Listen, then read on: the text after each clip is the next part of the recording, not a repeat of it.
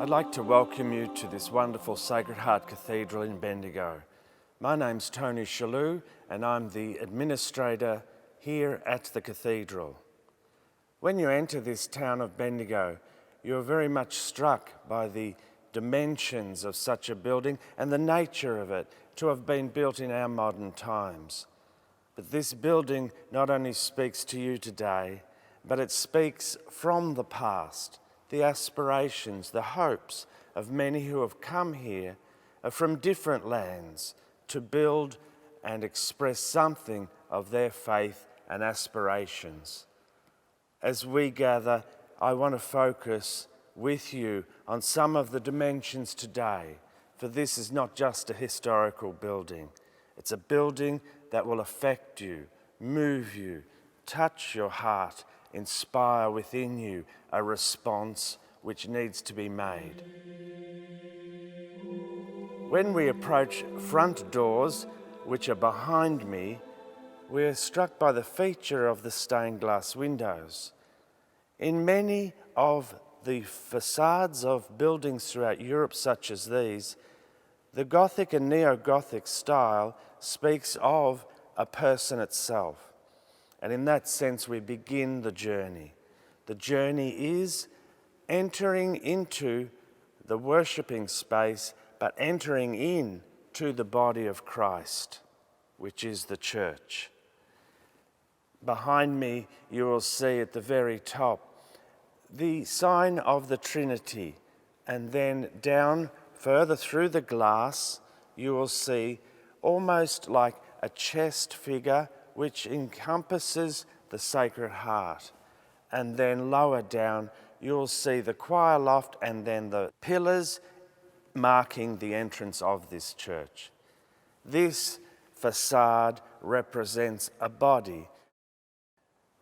The historical design of such a building in Gothic or Neo-Gothic style is what is known as sacred geometry, in its dimensions, in its shape, and in its form.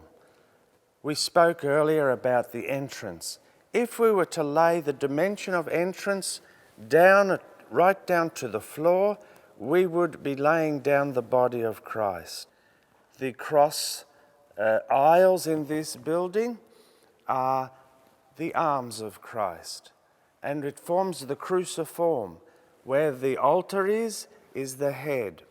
And you will notice on many cathedrals there is one small side door which is representative of the wound of Christ, out of which pours grace and blessing, the origin of the church. We're now here in one of the side aisles of the cathedral.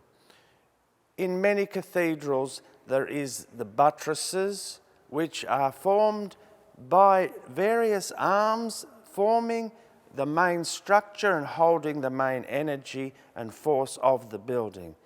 In this building, they are not external, but enclosed. So the arches you see above me are those buttresses which take the central all weight down to ground level.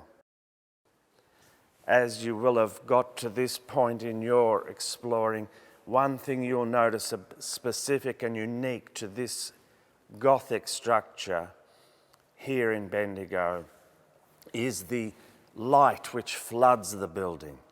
In many other examples throughout Europe, you'll find a darkness. In this light we are bathed, the light of Christ. I would invite you to open yourselves to being bathed in the faith of this people who have built this cathedral. I would invite you also, within its solid structures, to allow those structures to impact you. Please enjoy this building, reflect in this building, allow it to shape and form you as Christ himself shapes and forms us. All the best and enjoy the rest of what Bendigo has to offer you.